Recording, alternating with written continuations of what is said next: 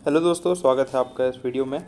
मैं आपके सामने एक वीडियो लेकर इसलिए आया हूँ ताकि आपको जो आरपीएफ कांस्टेबल और आरपीएफ एसआई की जो वैकेंसी है उसके कुछ प्रोज एंड कॉन्स बता सकूँ। इस वैकेंसी को आप कैसे डील करना चाहिए, इसमें सिलेक्शन लेने के क्या तरीके हैं, आपके चांसेस बढ़ जाएँ जिससे सिलेक्शन के। सबसे पहले मैं अपना इंट्रो दे दूँ। और मैंने एनटीपीसी 2019 में जो आरआरबी एनटीपीसी 2019 हुआ था, जो कि 2023 में कंप्लीट हुआ था, उसमें मैंने जेडब्ल्यू में सिलेक्शन लिया था। लेवल 5 की वैकेंसी है।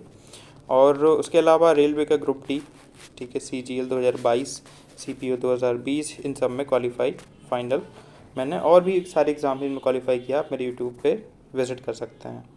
तो ये वीडियो बनाने का उद्देश्य मेरा ये है कि मैं आपको कुछ चीज़ें अवगत करा सकूं। देखिए, सबसे पहली बात तो बहुत कम वैकेंसीज़ हैं, ठीक है। इससे पहले सबसे पहले आपको क्या करना है, घबराना नहीं है। मतलब 4000 वैकेंसीज़ हैं कांस्टेबल की ऑल इंडिया, तो बहुत ही कम कही जाएंगी। लेकिन मैं नहीं मानता कि इसमें कोई चीज़ ऐसी है जो आपको सिलेक्शन लेने से रोक सकती है। क्योंकि जब मैंने एनटीपीसी क्वालिफाई किया था तब 1 करोड़ समथिंग फॉर्म थे, ठीक है। 1 करोड़ फॉर्म में मैंने क्वालिफाई किया था। और ये तो और 35,000 वैकेंसीज थी। तो आप देख सकते हो कि रेशियो कितना था, सिलेक्शन के चांसेस कितने थे।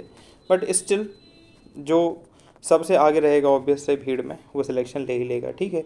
तो ऐसा कुछ नहीं होता है कि कम वैकेंसीज़ हैं, फॉर्म ज़्यादा पड़ेंगे तो सिलेक्शन के चांसेस कम हो जाते हैं, ठीक है। अब हम बात कर लेते हैं, जो ये लेवल 3 की वैकेंसी है। लेवल 3 का बेसिक होता है 21,700 रुपये। इस बेसिक पे आपको जो करंट में डीए चल रहा है 50% डीए, ठीक है, और 20% एचआरए, ये आप ऐड कर लीजिए।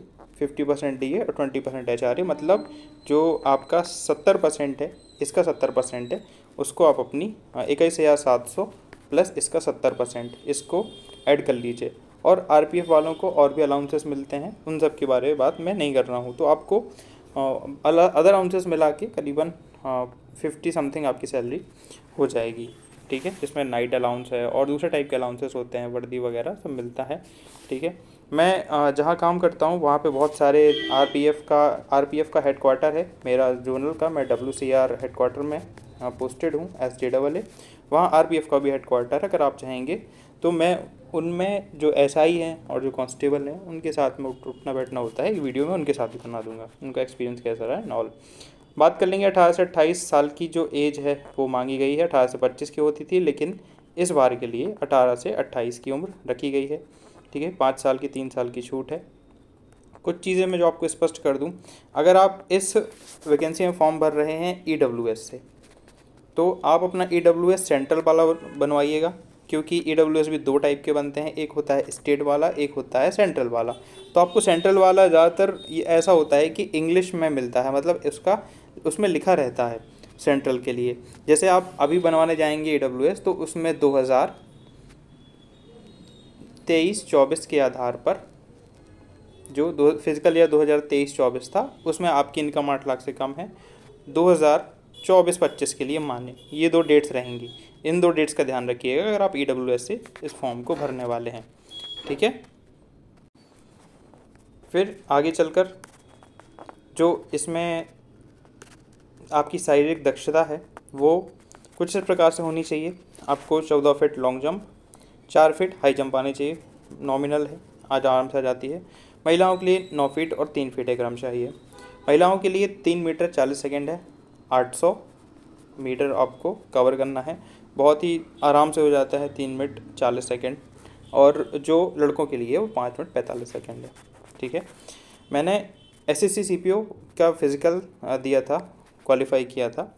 उसमें बड़े आराम से टाइमिंग आ जाती है, बशर्ते आपको कम से कम, अगर आपका फ़िज़िकल बिल्कुल नहीं है तो कम से कम आपको 6 महीने इसमें देने पड़ेंगे। और आपका फ़िज़िकल है तो आप 3 महीने में या 2 महीने में भी इसको आराम से क्वालिफाई कर सकते हैं। अगर आपका ग्राउंड बना हुआ है, ग्राउंड बिल्कुल नहीं है तो भी 6 महीने। मैं चाहता हूँ कि अगर आप इसका फॉर्म भरें और इसमें सच में चाहते हैं कि क्वालिफाई करें, तो फिज़िकल मतलब ग्राउंड स्टार्ट कर दीजिए, जाने लगिए सुबह शाम। क्योंकि लास्ट में ये मेहनत अगर 5:45 लानी है तो लास्ट में हो नहीं पाएगी ये। अभी से बता दे रहा हूँ, रोज़ ग्राउंड जाइए अगर आप इसको वाकई क्वालिफाई करना चाहते हैं, ठीक है। दूसरी चीज़ होती है कि हम फॉर्म कौन से ज़ोन से डालें। आप सोचते हैं किसी ज़ोन में कम वैकेंसी, किसी ज़ोन में ज़्यादा वैकेंसी, बिल्कुल ध्यान मत देना। आपके घर पे जो ज़ोन लगता है, जैसे मैं एमपी से हूँ तो मैंने WCR हेडक्वार्टर वो भोपाल ज़ोन डाला था, ठीक है, अपने एग्ज़ाम्स में। मैंने कहीं भी इधर उधर ज़ोन, वैकेंसीज़ के लालच के चक्कर में ज़ोन मत चेंज करिए, आपका जो ज़ोन है वहीं से डालिए। कहीं बोलते हैं कट ऑफ कम हो गई, कहीं की ज़्यादा हो गई, वैकेंसी ज़्यादा होने से कुछ फ़र्क नहीं पड़ता। आपका सिलेक्शन होना है तो आपके खुद के ज़ोन में भी हो जाएगा, अगर नहीं होना है तो किसी भी ज़ोन में नहीं होगा, ठीक है। तो आप मेहनत इस अकॉर्डिंग करनी है। क्या है कि हम सिलेक्शन, मान लीजिए आपने बोला कि कम वैकेंसी, ज़्यादा वैकेंसीज हो, हमने दूसरा जोन चूज़ कर लिया, फिर आप परेशान होंगे। देखिए नौकरी पानी बस थोड़ी है, नौकरी करनी भी है, ठीक है। आपने सीजीएल में देखा होगा कि लोग साउथ में, क्या होता है, जो नॉर्थ के कैंडिडेट रहते हैं वो साउथ में जाते हैं और 4600 गेट पे होते हैं, फिर नेक्स्ट सीजीएल में 2800 गेट पे अपने होम स्टेट में लेके आते हैं, ठीक है। तो घर का बहुत इम्पैक्ट पड़ता है, घर के पास आप जॉब करें, ज़्यादा अच्छा है, बाद में फिर परेशानी ना हो, ठीक है। तो इसमें जो सबसे पहला पेपर होगा वो होगा आपका 120 नंबर का एक ही पेपर है, जिसमें 35 की मैथ्स है, 35 की रीजनिंग है और 50 की जीएस है, ठीक है। आपको मैथ्स में पूरे और रीजनिंग में पूरे क्वालिफाई करने हैं। क्वालिफाई कैसे करना है अगर आप जानना चाहते हैं तो मैं और वीडियोस इसके ऊपर लाऊंगा, तो उसमें आपको पता चल ही जाएगा। 50 जीएस में कितने मैक्सिमम मार्क हमें लाने हैं वो भी मैं आपको बताऊंगा, कितने नंबर पे कट ऑफ वगैरह क्या कैसा रहेगी। बहुत अच्छा एक्सपीरियंस है रेलवेज़ का, तो मैं वो सारी चीज़ें आपके सामने पूरी तरीके से स्पष्ट कर दूंगा। कहाँ से क्या पढ़ना है ज़्यादा इम्पॉर्टेंट है, कहाँ से क्या नहीं पढ़ना है ये भी एज़ वेल एज़ इम्पॉर्टेंट है, ठीक है। हम कौन सा मॉक लगाएं, हमें कौन सी टेस्ट सीरीज़ ज्वाइन करनी चाहिए, ठीक है। ये सारी चीज़ें अपने एक्सपीरियंस के बेस पे मैं आपको कट टू कट बताता रहूँगा टाइम टाइम पे, लेकिन उसके लिए ज़रूरी है कि आप मुझसे जुड़ जाएं। और अगर आपका पर्सनल कोई क्वेश्चन है तो आप इंस्टाग्राम पे मुझसे पूछ सकते हैं, लिंक मैंने नीचे दे दी है, आप चाहें तो मेरा नाम सर्च करके या लिंक पे जाके आप मुझे इंस्टा पे भी मैसेज कर सकते हैं।